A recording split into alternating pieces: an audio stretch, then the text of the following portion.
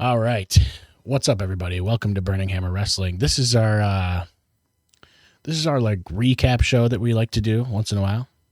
We're talking about Commercial Mania 42. I love it. Commercial Mania 42, bro. Holy smokes. We're going to have Commercial Mania and then we're going to have Saudi Mania next year. So this year, you could say it was Commercial Mania. I would go a step further and say it was Hulk Hogan biography Commercial Mania. Yeah, so that it was mostly just commercials and scenes from the Hulk Hogan biography. That's the thing. About.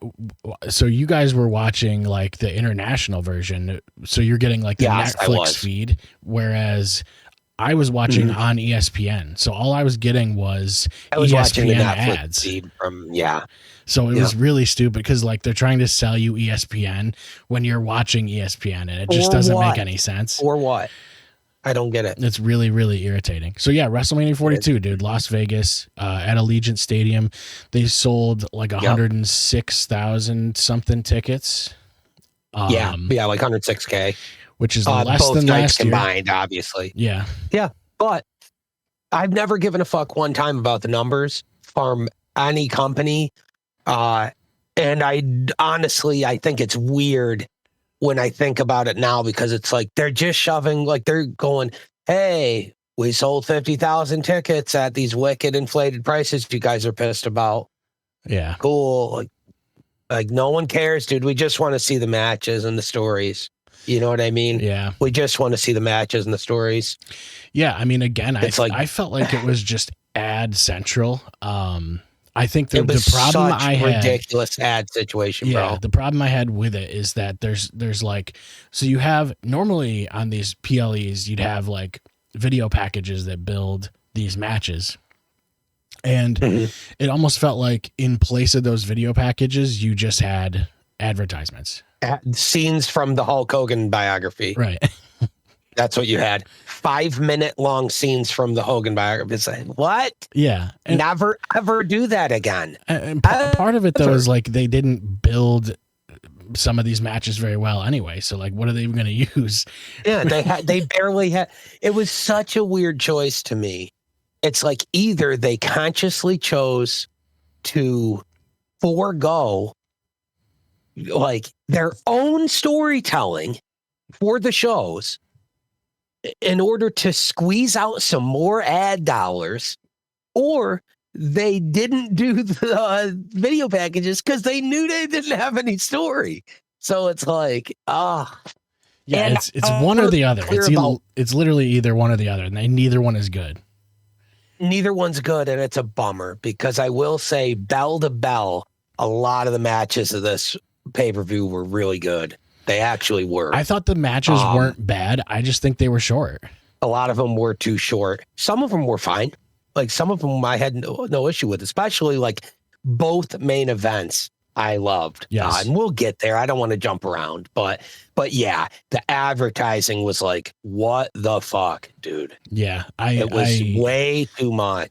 I don't know. I think overall, I was not, I mean, I guess we'll talk about overall later, but it was just one of these things where you like, it felt like the show also was kind of short. Like you're starting at like 6 p.m. Eastern. It was short. Yeah. And then it was like, like last night, it was over by like 9:30. It wasn't even 10 o'clock. I wouldn't have hated it. I wouldn't have hated it if there wasn't so much ad time. But there was like, 7 matches one night, 6 or 7 the other. It was like 7 and 7, I think. Maybe I have that wrong. 6 and 6, something like that. 7 on the first night, it looks like. And then, I don't know, like 7. Yeah, maybe 7 the other night. Depends on what you want to.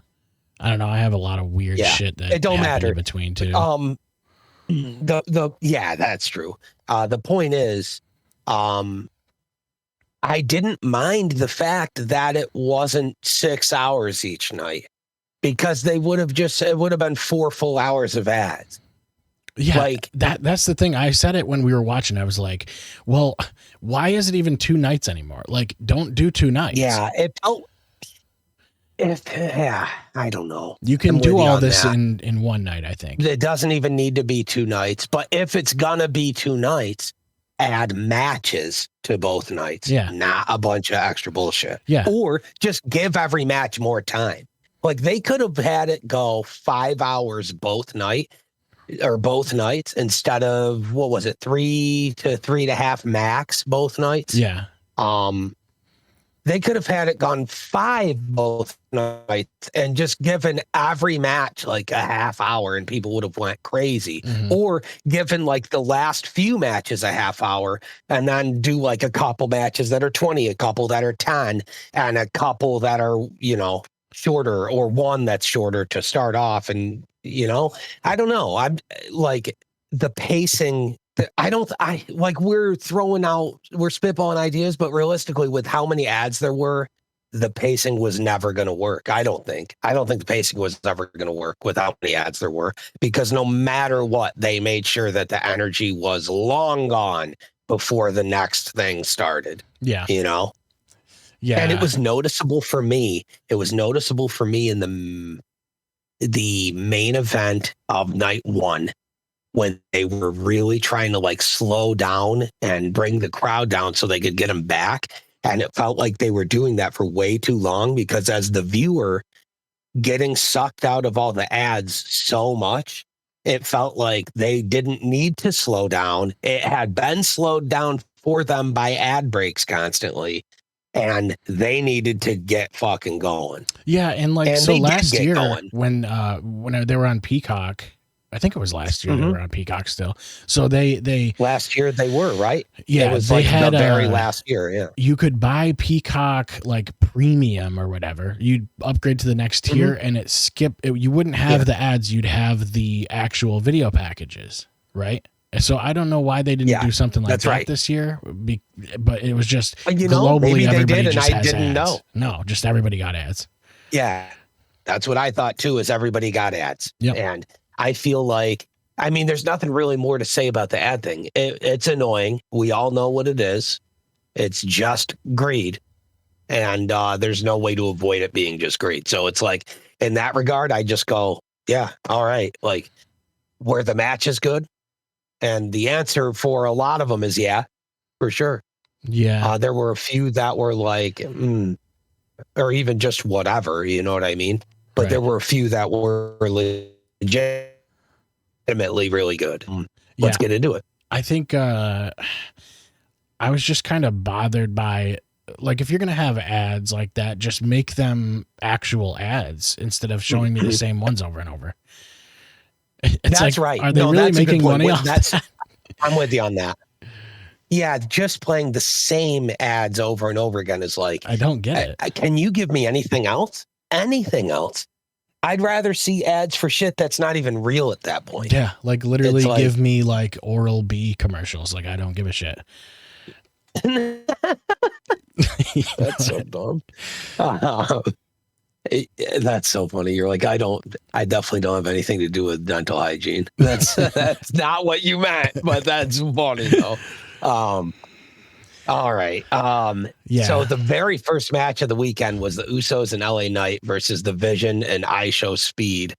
IShowSpeed was he the only famous dude? I never saw anybody even questioning him being involved. It was almost like everybody just took one look at what he's already done in wrestling, which is it's not like he's had a match or anything, but just like the couple little times he's shown up on, like, LA Knight tossing him into his camera was funny. Him getting speared by Braun. So, like, I think people had seen enough to go, that dude, I bet he's actually going to be fine. And he was. It was no issue.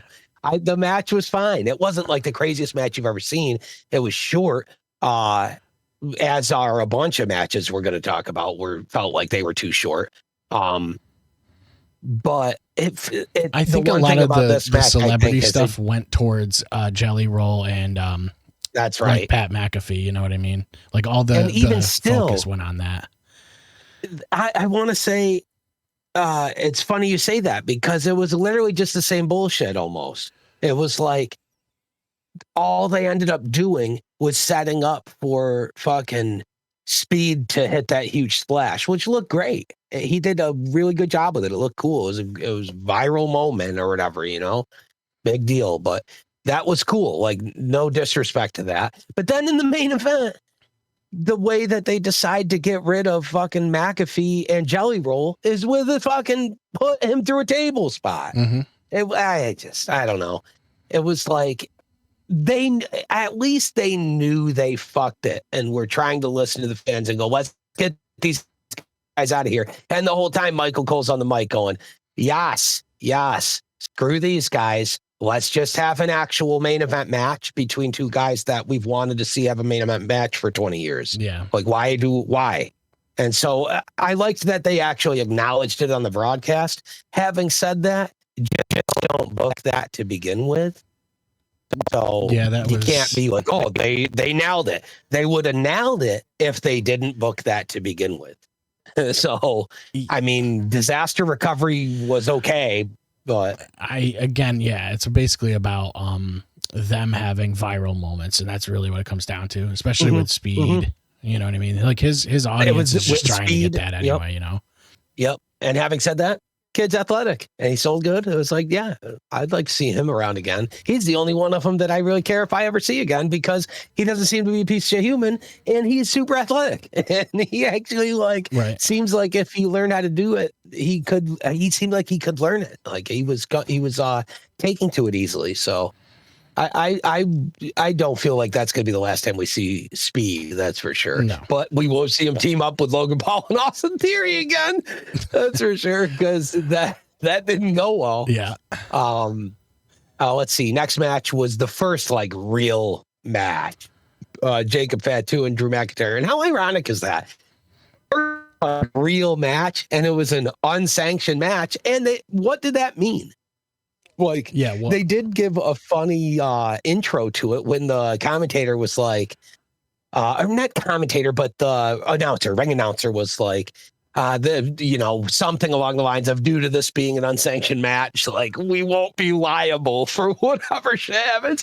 And when I heard it, the first thing I thought of was like, what are they going to go in the crowd and someone might get hurt in the crowd? That stuff's always funny as hell. It's just. They're just like, well, it's like, no. At the same time, they're like broadcasting it worldwide on like a major network, and you're just like, huh? No, I get that. It's just like a fancy way of saying no holds barred. You know what I mean? Yeah. That's all it was. A lot of no holds barred stuff going on. I thought the match was fine. Like I feel like was okay. Yeah, they could have done more with this. I think, but it seemed I hope like they do. It seemed like it was a little rushed. Like it almost felt like they didn't have the time for Agreed. it. Which is, it felt like every match was rushed, because if they all were like 80% entrances and shit. Mm-hmm. Like it was all these grand entrances and this long ramp that takes forever to get there. And by the time the match happens, they got 4 minutes. And it's like, come on, dude. Yeah, because they got to get back to their fucking ads. These guys can do a good 4 minutes, but you know what else Drew McIntyre and Jacob Fatu could do? A good half hour. Yeah. And it's like, they basically they had a toolbox and they had some table spots. Like it wasn't like it was anything wild, but also it's WWE. No. They're not going to put a, needle through somebody's face. So no. And I don't know that they ever need to. You know what I mean? Really. That's not their thing. Let AEW do weird needle shit. They're great too. The AEW crushes, and their last pay-per-view was a week ago, and it was fucking incredible. Totally different feel, totally different presentation and product. And personally, I thought Dynasty, I like the format. Like if we're nothing to do with like the people wrestling, anything like that, I way prefer that format of like a single night that's just absolutely epic and has a ton of matches that get as much time as they want. Yeah, of course. I thought it was a better show. I thought it was a better show than this weekend. Yeah, honestly. Yeah. You could argue that for sure. You could. I think all the things about WrestleMania that made it great were barely matches and were like a handful of moments we can count on one hand that were what mattered most in a positive way. Mm-hmm. You know what I mean? And I could list them right now, but we'll get to them. You know what I mean? The next match being one of them. And it was the Bellas and versus the Irresistible Forces versus Charlotte Flair and Alexa Bliss versus Bayley and Lyra Valkyria, which sounded like it was just going to be a huge mashup. They honestly did pretty good in this match of rotating everybody around and creating all these spots and stuff. It was smoother than I expected, for sure. And that probably just comes down to how many people that were in that match that are like some of the best you've ever seen, like Charlotte and Alexa and Bayley. Lyra's really good. Even Nia and Lash are like decent, and Nia is at least been around a long time and is knows what the fuck's going on. Right. But who gives a shit about any of that? Because the only part that mattered was Nikki Bella coming out on crutches and saying that she couldn't get cleared, and debuting Paige, dude, which was like, my wife was like in tears seeing that. Yeah. It's like, she's like one of my wife's favorite wrestlers ever, super legendary. Just great to see her back. I think WWE is the right place for her. That's like where her legacy is. And it's where it makes sense. She doesn't have to be crazy in the ring for her. You know what I mean? No. That's right. Yeah. She can do legacy work. Yeah. Until she retires and go in the Hall of Fame. And that's all well deserved. She might already actually be in the Hall of Fame, but even still, she deserves all of it. And it was really great to see her back. Love seeing Paige. I liked seeing Paige in AEW as well when she was wrestling Soraya. Like, I didn't personally think they used her enough, but it's the issue of having stacked rosters. What can you do? Yeah, you can never be pissed when there's 50 people that you love seeing, and somebody you don't get to see that you wish you did. And it's like, well, then pick one of the people you love seeing, and they've got to go away. Yeah, because there's only that many slots. It's like, okay, I get it. I think eventually, so I'm happy to see her back. This basically became a Paige showcase, like her return. You know what I mean? It wasn't necessarily about the other and she teams. looked incredible in it. In it. She did all of the hits, and everything she did looked really good. It was great. The thing is, too, like you have AJ and Paige, who are like these like tail end of the Divas era sort of. They were the last of the Divas era that were like they were on the main event scene. And Paige came from NXT. She was like first gen NXT, so she was like right before the women's revolution of the Four Horsewomen and shit, right? She was on the main roster with AJ when the Four Horsewomen were popping off in NXT. So like those two to me are as much a part of that whole women's revolution. And to be fair, you have to include the Bellas in that because they were also on the main roster and facing people for the Divas Championship at the time. And they were both in relationships with super high up top guys and they were using that to try to fight for leverage for the women and shit to get matches that weren't 1 minute. I just think like so you as far as like their work rate and things, you can see the difference between like this generation and what they are doing and what they were doing too at the time. Oh yeah. So it doesn't translate as well. And you've got your people. No, like when you see Brie and Nikki, they do fine, right? In matches with others, but you can tell, like you said, like it is very obvious the skill level, the baseline skill level of, Charlotte, Alexa, Bayley, even Lyra. It's just different, bro. Right. It's different than everybody else in that match. Even Lash Legend, who's younger and is good. You're talking about 3 of the 5 arguably best women that have ever wrestled in WWE in Bayley, Charlotte, and Alexa. You know what I mean? Yeah. That's debatable, of course. I think the runs that these two are going to have, AJ's pretty much, probably going to call it. You talking about AJ and Paige? I think it's just a different. They're not going to have long runs. Yeah, it's just a different feel that they're bringing, and it's not as much of That's right. Yeah. Technical work rate, like. It's just no. They're coming back as legacy, like on purpose. You know what I mean? Yeah. And that's fine. I don't have a problem with that. It's a nostalgia act. Yeah, and it all just depends on how they're used. If they're used to put over new people and at the same time, being champion and giving their flowers for what they contributed to the business. I mean, what else could you ask for? Right. We'll get to that later because that's like what Brock has been doing for the past year is just helping build guys and prep for his own retirement. Yeah. But yeah, match after that was Becky and AJ for the IC title, and Becky wins the belt back. Which is, I think, the only and way you to had do just said, yeah, I thought that was the right move. Again, a short match, like 8 minutes, for a title match at Mania I don't odd get it. to me. They all seemed too short. They really did. Yeah. There was like maybe 3 matches that I could point out that felt like they were the right length. Yep, and it was both main events and like a couple other matches aside from the main events. That's it. Yep.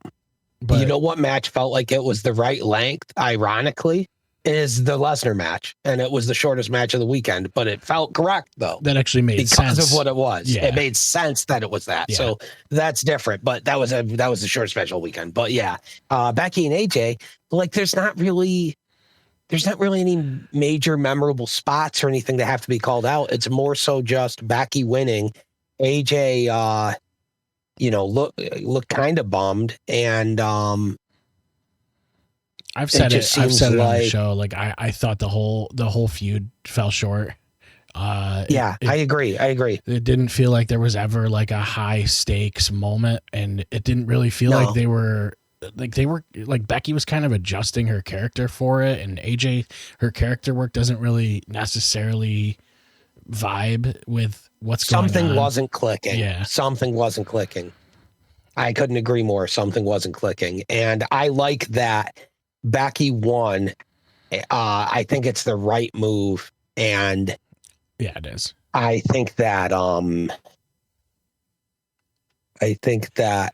we're going to see what happens tonight, Like, I think they'll both just enter fresh start periods. AJ might take time, go back home and chill for a bit. We don't know. It's whatever. But yeah, I think that match is going to come and go, and we're not even going to think about it again. You know what I mean? There was a bunch of those never going to think about it again matches. Yeah. Like the next one, Gunther versus Seth Rollins. That match went for 17 minutes. That was almost 18. That's like the second longest match of night one, and probably one of the top 3 longest. Yeah, top 3 long matches. Yeah, and it was a decent match. Like I wasn't mad at this match. It was decent. Yeah, but this was. Well, I was also kind of okay with the way it ended too. It makes sense. You have the like you're basically like protecting both guys, and then you're also having Breaker and Rollins, that feud continue. You're just forwarding that. The ending was great. I think the match was a great match. Wrestling wise, like in the ring, it was really good. Of course, you knew it was going to be with who it was. Right. So I definitely don't want to take away from that, but it just wasn't. It didn't seem super memorable to me. No, it's just advancing other than the story between Rollins and and Braun. That's all Breaker. It was really there for. It was a late billing anyway. Yeah, it was there to get back to Breaker versus Rollins, which that'll be cool. But that's I guess that helps at Mania. But yeah, and that match was almost 18 minutes long. So that the next match, which could have used the time, was 6 minutes and 50 seconds, the shortest match of the whole night. And it was Liv Morgan versus Stephanie Vaquer for the World Women's Championship. It was the second to last match of the night, and it went for less than 7 minutes. Yeah, this one bothered me. This one bothered me. With the entrances, that's horrible. Yeah. That's horrible. Well, Liv had to do her whole fucking song for her entrance. Yep. And, all these entrances take longer than the match. So then you have, I don't know, just an okay match, which sucks because, I don't know, maybe Liv is hurt or Stephanie's hurt, and maybe they just wanted to get it done. The only thing I can think of is somebody's hurt, and they had to mask it somehow and just do what they could, because it's like, dude, they should have had a 20-minute war. Yeah. And they totally can. So like, what are we doing? And they had the time. The show was over at like 10, dude. Yeah. They so had the time. I don't know. Yeah. Cause both nights I was weird. It was like before I was like, I think before the co-main, both nights, I was like, there's only 2 matches left, and it was, it's like 9, Yeah, it's like 8 I o'clock, can't believe 9 that. o'clock. You're like, what the fuck? I don't know, man. I just think it was really weird timing, way too many ads, and yeah, like a lot of the best moments of matches were just whatever the storyline piece of business was. Yeah. Or like Paige returning, Braun Breaker coming back, IShowSpeed's big viral moment or whatever, you know? So I don't know. I was bummed about Liv and stuff. The most of all of night one, that was the most like confusing. Really, Yeah, that's how long it is. Okay, guys, and it looked like Steph was wicked unhappy with it. Not sure why. Maybe it's because she's hurt and she knows, damn, I got injured and we had to do this trash, or just like send it home. Yeah, and you never know. Maybe do a thing. So maybe they're fine, and they got told to go home early. Who knows? Yep. And I wouldn't be surprised. But yeah, man. I thought Rhodes and Orton was a good match, though. Rhodes versus Orton, great match. I liked that they course corrected and listened to the fans and went, get these guys no one gives a shit about, get all their bullshit out of the way, and then let these two ring the damn bell and have a match. And that's what they did. Yeah. And realistically, it was like 2.5 to 3 minutes of fuckery with the Pat stuff and Jelly Roll, and then about a 20-minute solid main event style match that they had that was genuinely really good, dude. And that's the thing is, like, I thought was great. The match was actually really good. I just was confused by the story, the way the story was going, like with the whole McAfee thing. Like, it didn't feel like it mattered. Jelly Roll just existed for like a spot, and you're just like, I don't know what any of this even means. And no one's ever going to pay attention to Jelly Roll shit ever again. He'll never. There's nothing he could do to sell himself to people now. Yeah, he just has to go away, get over it, and go away. Yeah. You know. But the Pat McAfee thing, isn't he a Super Bowl winning punt kicker? Yeah.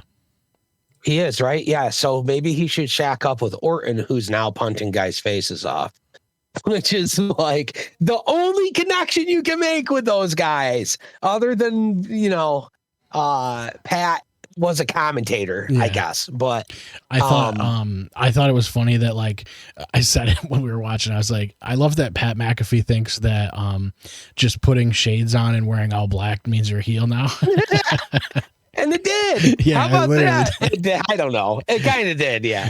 His promos weren't that terrible either. People were hating on him, but it's like, he's a good talker. Like, no, I thought he was doing fine. I think the hate he's getting is because of the online stories of it being shoved on people, that he's like the next Stallone and shit, which could have been a work. We don't know. If you want people to hate him, tell them that stupid shit. You know what I mean? I think people underestimate they just needed a heel or thought they did. Yeah, I think people underestimate how much he gets about being a bad guy. Yeah, it's like, dude, you guys fucking forgot. The guy's been fine. He's been good for years. People were missing him on commentary and shit. Yeah, and he was kind of a heel on commentary sometimes anyway. A little bit, yeah. Yeah, for sure. But yeah, whatever. I liked that he ran out with a neck brace on in a ref shirt. That was hilarious. He tried to get in the match after. That was great. And it didn't work. Like, it was fine. It was fine. I thought it was great. But yeah, end of the day, Cody goes over, Orton punts him, legit fucks his eye up. Mm-hmm. At least that's the rumor. He has like a orbital injury or something like that. Who knows? It didn't look good. It didn't look good in the pictures and everything. But yeah, I mean, again, like, to me, the story of both nights is that the main events ended up being really solid. Yeah, exactly. Matches, just bell to bell. So I thought it was good. At the end of the night, it's like, I walked away going, okay, that was good. Yeah, you know. Again, I'm like, sometimes you just get confused by the endings. You know. At least with this one, I think they're definitely setting up for more with them. Yeah, I don't know. It was weird. And then if Cody goes out, like Orton hitting him with the belt and all this stuff, it was kind of just odd. And I think it was Orton just saying we're not done yet, and I'm going full voices in my head, psycho, punt kicking people and shit again. Yeah, because now you're building like a compelling reason for people to want you to win another title. Is what you're. That's right. Doing. Yep. Absolutely. And cool. And some people are probably going to hate it. Some people are going to love it. That's the point. But at least now, it's weird. It felt like so much of WrestleMania was building up work for future storylines and shit, and that's whatever. But it's just unusual. They usually resolve a lot of stories at Mania, which some did. But the Cody Orton thing, the way that ended, definitely felt like it was leading to more. Liv versus Steph, to me, kind of felt like it was leading to more. Drew and Jacob felt like it was leading to more. I don't know if it I don't even know if Gunther and Rollins didn't, except for Brad Baker though. That did, but not Gunther. Some of them, Rollins. I don't know if they felt like they were leading to more. I just felt like they didn't feel resolved. You know what I mean? That's the right way to put it. Yeah, that's the right way to put it. Like, I just feel like they didn't have like a culmination, really. And I don't feel that way about night 2 anywhere near as much. Night 1, I do, though. Night 2, but I thought as I was looked through the night overall. 2 card, I thought night 2 was a lot better overall, actually, and shorter. It was it felt like a shorter card. Dude, it was like 9:30 when it was over. Yeah, it was legit 9:30. Yep. Okay, so we'll get on to night 2. So the open night 2, Oba Femi and Brock Lesnar. That was under 5 minutes, and I thought it was great. I thought it was borderline perfect. It was like just Brock went out and made Oba Femi look like a god, and seemingly then he retired. Yeah. And that was crazy, man.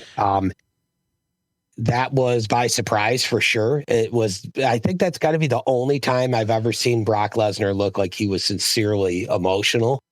Literally like crying in the ring while he was undoing his boots and stuff.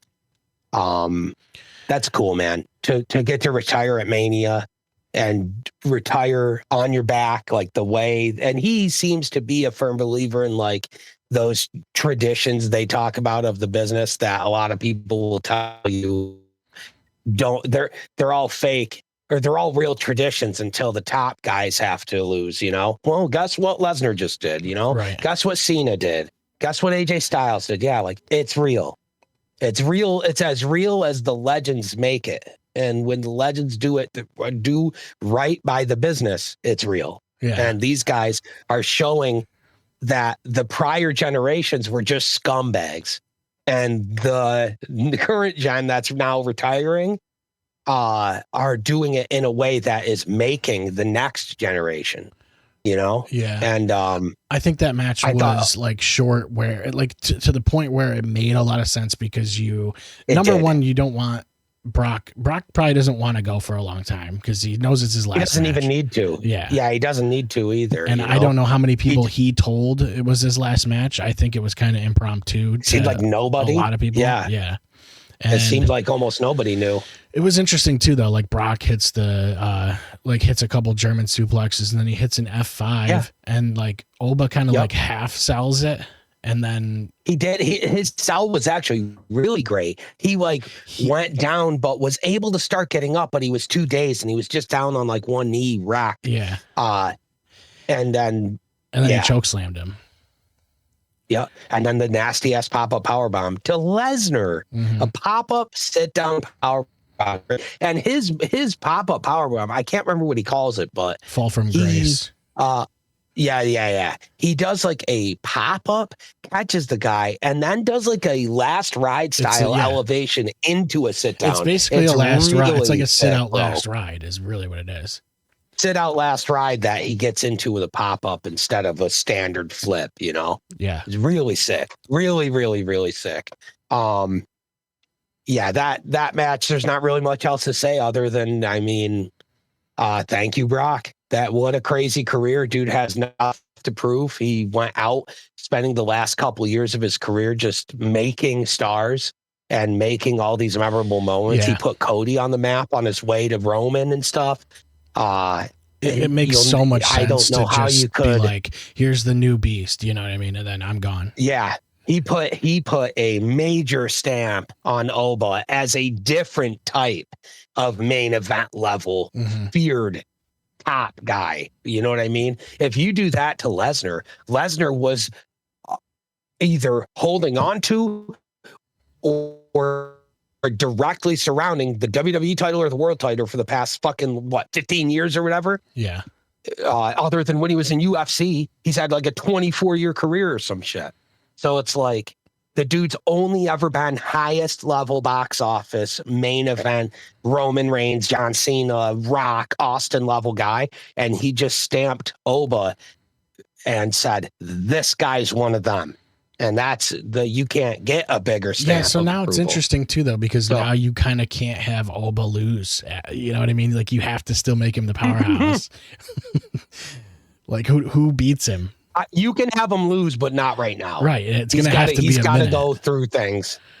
It would have to be a big match. That's a main event match against a guy like fucking Roman or some shit who can go to war with him and eventually wear him down enough to overcome him the same way he had to with Lesnar, you know? Yeah, that's what I mean. Like, so now you basically have to put him in main events because it's the only thing that's believable.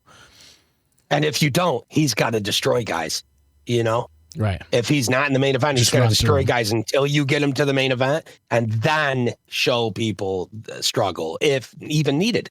And that's not until after he demolishes a few guys in the main event, you know? Yeah. The guy's just, if you put that Brock Lesnar stamp on him, he's got to be world champion by SummerSlam. That's all there is to it. Yeah. Or else you fucked it. You shit the bed immediately if he's not a world champ or WWE champ by SummerSlam, period.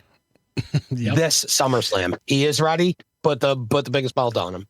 I thought it was good. He's ready. I thought the whole thing was good. I thought it was done well, and it was It was also absolutely cool seeing Lesnar just kind of out of nowhere do that.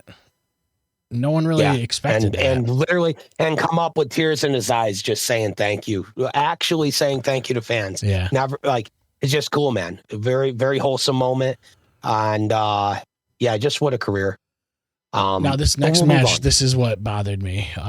Is you have you have that happen, and then you have an ad break, and then 5-minute ad break. It comes back, and you've already got multiple people out at ringside, so no entrances for these people. Yeah. No Rusev entrance, no like Dragon Lee entrance. No, there was a couple guys that got entrances, but not everyone. And Penta now got an entrance. Yeah, and here's the thing. Now you go, okay, well, they're not winning.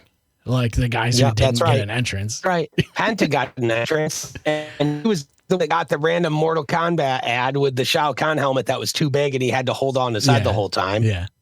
Which wasn't his fault. They go, you are wearing it. He goes, okay. And then it's shit. You would think that the wardrobe would have had him tested a couple times. He can go back and go, it was shit. What do you want me to do about it? Right. You know? Want me to just let it fall off and look even stupider? Okay. I thought this match was really good, though. Like, actually, it was sick. I think it was one of the best matches of the weekend, honestly. I agree. Totally. I think that it was an impossible match to fuck up considering who was in it. Mm-hmm. Everybody in it has a slightly different style of what they do. And you had like a perfect mix up of a bunch of different luchador guys, as in like Rey Mysterio, Dragon Lee, and Penta. You had Javon Evans, who's he's one of my favorites in all wrestling now. 6'5" shredded, fucking hyper athletic dude who's doing high flyer shit, but he's a believable main eventer by looks. Yeah. And you just never see it. We've never seen it, dude. And it was all high flyers, and then you had Rusev. And then Rusev to be the big fucking power guy that can toss everybody around. There was so many sick spots in this dude. Yeah, Rey he Mysterio went through a ladder there just showing on the side. That was fucking wild, that one spot. Yep. The spot where he took the cutter from Javon Evans was wicked sick too. Yep. JD McDonough, dude, man, he's so good. He had 2 wicked crazy sells that he had to do where he was doing backflip sells, like moves that required him to be flipping backwards with his feet kicking out towards ladder rings. And he's going, have the body awareness to like tuck his feet and not get his feet caught on all the fucking ladder chaos. Yeah. And he's just perfect, of course. Everything he does looks absolutely perfect. The Mexican Destroyer was crazy too. The Mexican Destroyer they did. Yeah, that's a good example of him having to flip backwards with his feet, aiming at the steps of a ladder that are going to go, this is caught, and just mayhem. But no, he just so clean, so good, dude.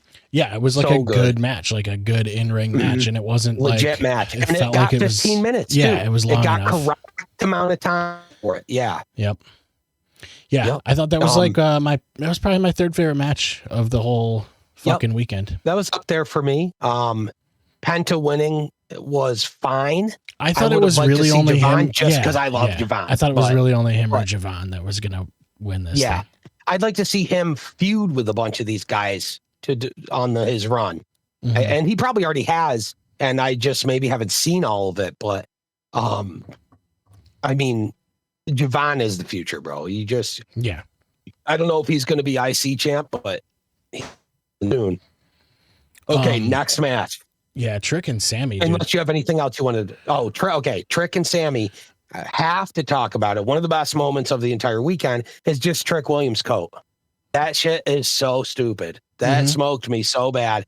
Him coming out with the coat unroller, just rolling down the ramp was so hilarious, dude. That guy and he is sold like, it perfect. Yeah, and it's perfect because like his thing is he just has like an aura to him, dude. And like he's so like shredded. That guy's in such good shape. It's all about Trick, Oba, and fucking Javon. All 3 of them were on Mania night 2, and they are the 3 guys that just came up that are mandatory, obvious, destined for main event stardom. Yeah. Like, Trick was so good. So good. But the thing is, this match, honestly, Liliati didn't bother me either. Yeah, that was okay. I felt like this match also felt short. Like it felt too short. Like 7 minutes. Yeah, they could have done. I just think this could have had a lot more done with it.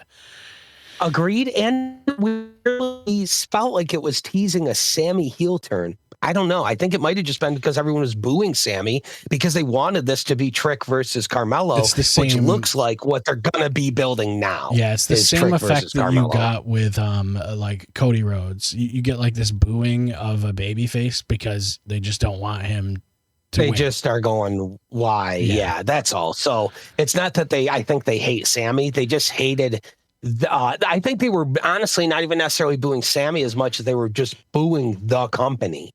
Or pulling the belt off of Carmelo after he's been the workhorse with it's the whole situation. To shove Sami into Mania instead of letting that match be Trick versus Carmelo, which it would have been God tier. And it's like, come on, guys. So hopefully I think we get Trick versus Carmelo for you. And they just move on. It was a combination of all I'm with that, you, dude. Yeah. It was, yeah. And like you said, it was just a little bit too short for me. There's another one where maybe the entrances were probably even longer than the match. Why are you talking about Demon and Dom? No, the fucking Trick and Sami. Okay, because Demon and Dom is another one where the entrances were like as long as the match. Demon Finn. So one, love seeing Demon Finn back, of course. Hate that they spoiled it.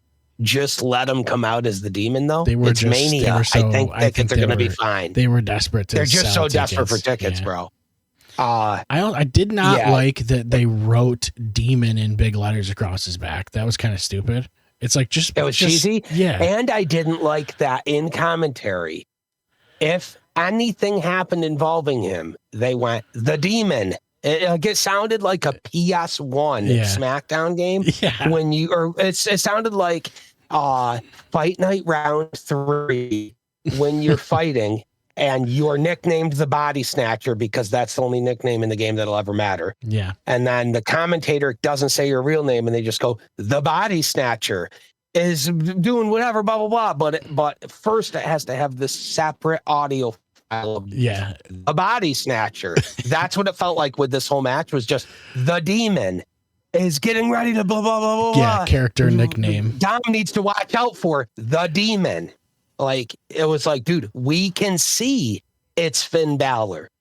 We know who it is. Yeah, you gotta stop. And we know what the Demon is. Just say Finn. We know what the Demon is. We get it. I think it all just bothered me because you had a huge, like, you've had this huge build for these two to have a culminating match, and it just, and you give them 10 minutes. Yeah. And I just, 10 minutes in a street fight was weird. I would have rather seen this be like the main event of a pay-per-view somewhere. A different pay-per-view, Backlash or some shit. Yeah, agreed. Good match for what it was, I guess. It was cool seeing Demon, but yeah, I just was bothered by that shit. I'm like, I can't believe, why do they have Demon on the back of his fucking, dude, that's so stupid. I'd be surprised if they're done. I guarantee you we're going to see more of Finn versus Dom. That's gotta be, like, that's the first time. So I guarantee we get 2 more at least of those. Well, now I'm like, shit, I'd rather I'd rather just see Finn versus Dom instead of the fucking Demon if they're going to do that. Or Finn versus not Dom, and he moves on and just is facing like Punk or something. I thought the coup de grace through the table was cool, though. That looked really good. Yeah, that was cool and looked great. Yeah, everything they did looked fine. It wasn't like it was a shitty match. Right. No chance.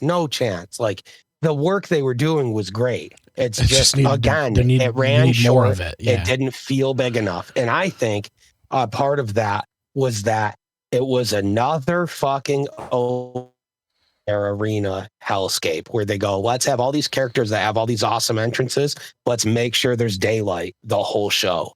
And let's make sure we run early so that we know there's daylight the whole show. And everybody's entrances are going to be ruined by natural lighting. That just there was going to be aura here, but it's not pitch black. Yeah. So now there's not. It's like when Undertaker just stop doing open air. What was it? Undertaker. I don't get it. Bray Wyatt. Yeah. At Mania. In the daytime. Yeah. Okay. Cool. Good call, guys. I'll never get it. But yeah, enough about that shit.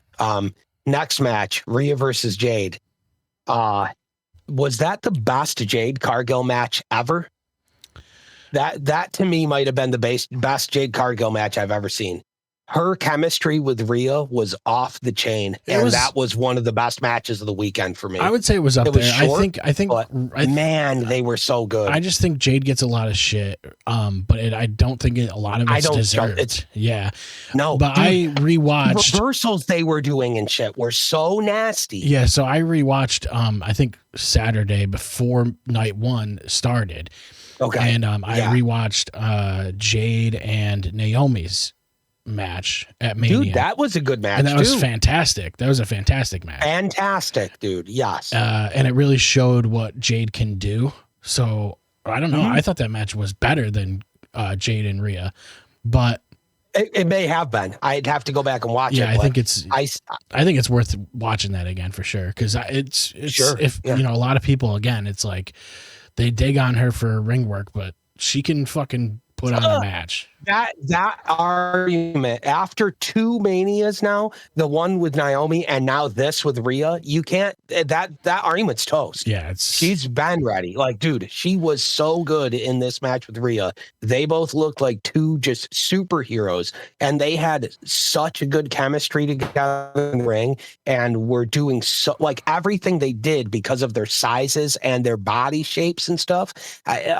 Aesthetically, just looked cool. Like their reversals, like Rhea did this wicked cool reversal at the end out of Jade's finisher, where she slid underneath, where she's like up and she like dropped down, landed like in a cool way on one knee, like had her arms like slid under her backwards. It was standing up and had her in a riptide, and like the way she did that just looked wicked cool and was so smooth. And they both just did all of that stuff so well, man. That match was awesome. It wasn't super long, but everything they did in it, just their chemistry demands that they have more matches Yeah, together. it felt like they had it rehearsed really well, and like they understood where their spots were supposed to be. There was no, major mistakes or anything like that. It was clean. Such a smooth match, such a clean match. And again, we knew Rhea was sick. But if there was any doubts about Jade being like very good at this, that has to be gone after that match. Yeah, you just can't have a match like that. I would have rather seen Jade like retain it, to be honest with you. I don't know that Rhea's done, like, Rhea isn't believable right now because I don't think in the kayfabe what she's been doing lends itself to like, oh, she's the champ. You know what I mean? She's been in a tag team. It's only believable because of it's Rhea. You know what I mean? But I'm with you. Yeah, I'm with you on that. And like, I think we're going to see more of those two. I don't think that's the end of that. It can't be. But like, no way, you see that Rhea's in like this tag team with EO, and it's like, she hasn't really done this thing where you like work your way up the ladder to the title. It's just felt like she was just in it. And then, I don't know. It felt like Jade still needs it more than Rhea does. It was, again, another story of like too short of builds, too short of matches, and then amazing workers doing the best they can with both of those constraints on both ends. Right. It was like, so that's the story of a ton of matches all weekend. Is like not enough build, not enough time, and in some cases forced celebrity appearance. Oh yeah. That's another thing I want to mention. Workers all around doing stuff. So, you know what I mean? So during this match, or before this match started, they have a shot like at the commentary table, and they're like, "Hey, we have a VIP like special guest or whatever." What was that? And shit? it's this. I'm so glad you said that. It's this Adam Weitzman guy, and he is actually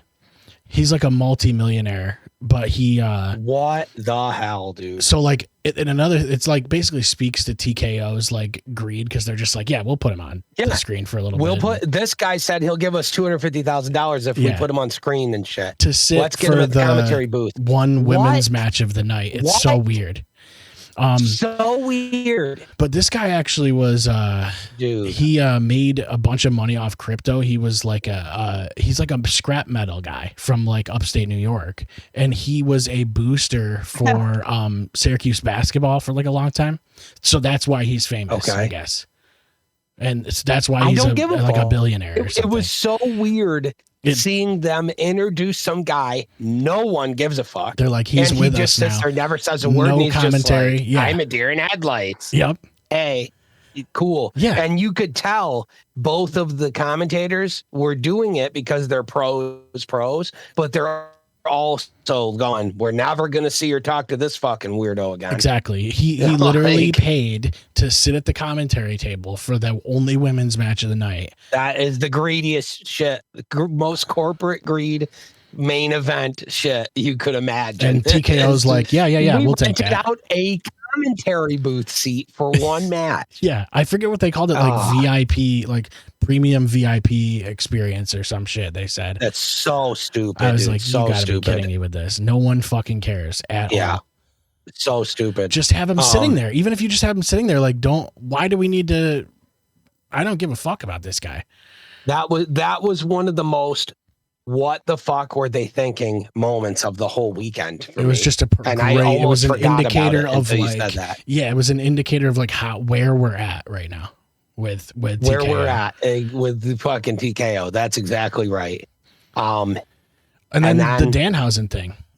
The Miz. So the Danhausen thing, I loved. I loved that. Michael Cole calls them midgets, and he's like, before you get mad on social media, they told me to call them midgets. They told us to call them midgets. Yeah, they told us to call them midgets. I just, anything Danhausen touches is gold. There was a Blimphausen all weekend, which is hilarious. Just floating around. And then I loved it. I felt you could tell Cena thought it was awkward to go out and say numbers, but it's Cena. So of course, after he says numbers, no one gives a fuck about. Mm-hmm. He immediately connects with the audience because he's a god and just makes it all about thank you, the fans, and he knows what's real and what matters, and he's just trying to do the best with it. having the Miz, he got his Mania moment too. And he got his Mania moment, but having him get his Mania moment with Danhausen was so funny. And then Danhausen doing the trying to disappear at the end, where he does like the smoke and it's trash, and Cena just gets spooked by it. It's like, what? And then he just like runs and tries to like get out of the ring, dude. That shit was great. That shit was great. Yeah. So no complaints there. I expected stuff more like that during Mania because we've seen little segments like that in between, but we only got one this year because the rest of the time for all those little funny segments was used on specifically Hulk Hogan biography ads. Yeah. So yeah, anyways, main event of the whole weekend, Reigns Punk, singles match, world title. This felt legit like one of the all-time classic Mania main events, literally ever. Yeah, this was like this was fucking believable. Yeah, dude. this changed. It felt like a Mania match all of a sudden. You know what I mean? This was one of the better Mania main events I've seen in years. I thought it was so good, dude. It was kind of funny that like Roman's got Punk up, like upside down in the corner, and he just hits him with the stairs, and the ref just goes, "It's fine. It's just a normal. That's a normal match." I'm not sure why there's just implied no DQ for that. They tried to explain it away. They're like, "Well, you got to give him a little leeway in a match this big," and it's like, "No, okay, but whatever. What? Like that's never been a thing. Like you never." That's never been a thing. It's never been a thing. I mean, it is ref's discretion technically, but yeah, but dude, it was weird. You're hitting like a defenseless guy with steel stairs, and it's like that's not a DQ. Yeah, and what's funny is that watching, I just never cared or even noticed. I was like analyzing it after, I'm like, what? Yeah, you're absolutely right. I was like, this isn't no DQ. I was like, this is fucking a regular ass match. What is he doing? And what's funny is him hitting him with the stairs. Even with that, it didn't feel like a super match. It felt like a wrestling match. Yeah, you know what I mean? Yeah. So that's what made it even weirder that he hit him with the stairs. And there was enough spots on the outside of the ring where it was still like brutal, you know, like there were still pretty chaotic spots. I think Roman winning makes a lot of sense, like canonically, in kayfabe. You know what I mean? No, I do too. I had no issue with it at all. Him winning, I thought it was fine. Yeah. And that was just such a great match. It was such a good match. I think that Punk is on the best run of his career right now. Like that match and the match he had last year were so great. The feud he had with Drew McIntyre when he first came back was so great. Like I honestly think he's been on such a tear, man. I think he's coming to the end, honestly. The more I see this, because he had like his entrance was all like nostalgia. He had AFI, like his old entrance theme, like the Ring of Honor theme and all this stuff.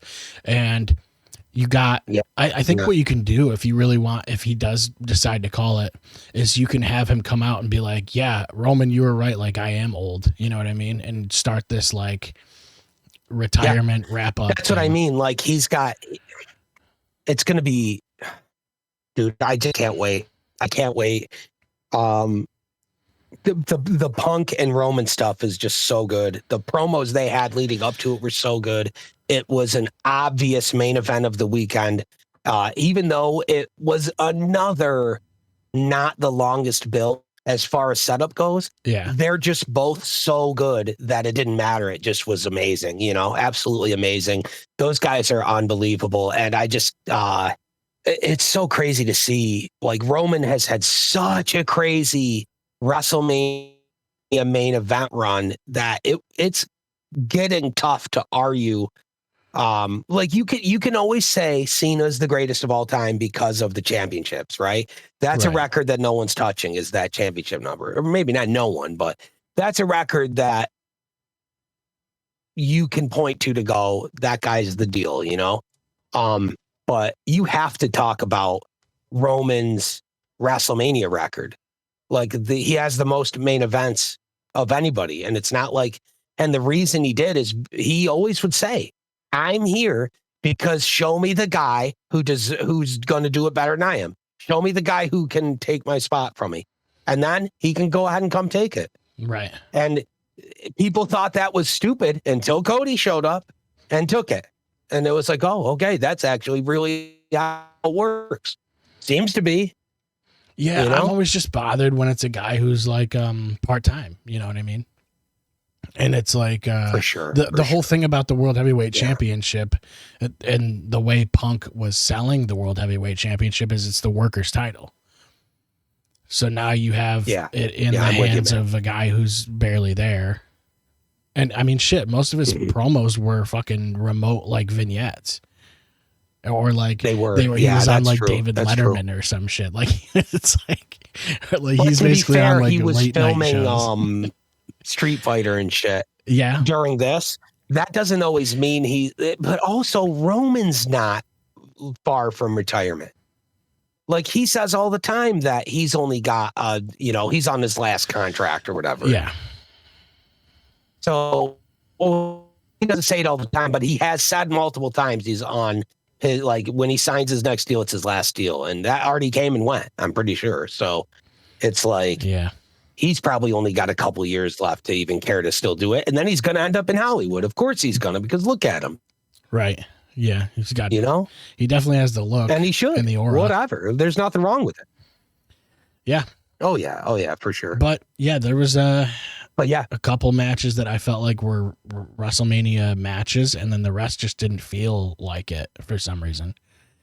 No. And I think we just got bombarded with fucking I'm with ads. you on that. I think that Rhea and Jade, both main events, the ad shit was like, that might have been the worst ad shit I've ever seen with a single wrestling broadcast. It was like not even kidding. It might be. It was like Super Bowl level. Unbelievably bad. Yeah.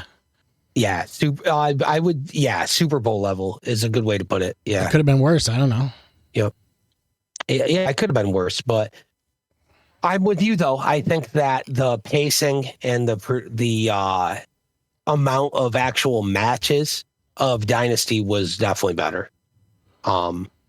And that's just being objective. I loved all the shows. I love WrestleMania. I had no issue with it other than obviously I had issues with it, but I wasn't left at the end of the weekend being like, man, that sucked. What a scam. I was like, yeah, it was okay. Like the main events super delivered. It kind of felt more like, I don't know. It didn't feel like it was the greatest Mania ever or something, but it wasn't the worst one. That's for sure. It was a heck of a lot better than many of the old ones that if you went back and looked at the card, you go, huh? Yeah, that's fair. But also, I think WrestleMania is such a big thing. It's the most memorable either. Yeah, but the WrestleMania is like a big deal, and you want it to be a big deal. And when you start to like dilute it, that's right. The way that they're doing that is it's not good for the product at all because it's supposed to be your big event. No, it's not good for the product, and who knows? I mean, next one's going to be in Saudi, so who knows what that's going to be like, dude? That's going to be... I think it's not going to be good. You're going to have just as many ads. It's going to be it might even be worse. Or more, bro. Or more. Yeah, you're probably going to see more. Oh, God. Yeah. All right. But that's Mania, bro. Yeah, I got some other stuff. I have tons of other notes for the show this week, so... Oh, cool. Okay. Yeah.